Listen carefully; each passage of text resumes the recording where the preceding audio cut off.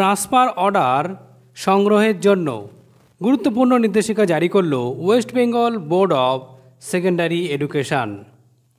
Teacher এবং non teaching staff যারা রয়েছেন এবং যারা এই ট্রান্সফার পেয়েছেন তারা নিবেদিতা ভবন অর্থাৎ করুণাময়ী সেক্টর 2-তে পৌঁছবেন।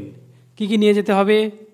অরিজিনাল এবং 1 কপি সেলফ অ্যাটেস্টেড ফটোকপি, যেগুলো কি কি লাগবে?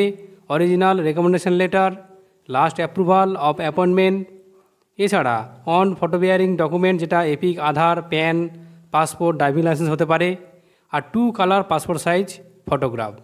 দেখুন, এই সমস্ত যে শিক্ষক বা শিক্ষাকর্মীরা ট্রান্সফার পেয়েছেন তারা কিন্তু সমস্তটাই পেয়েছেন কোর্ট কেসের মাধ্যমে।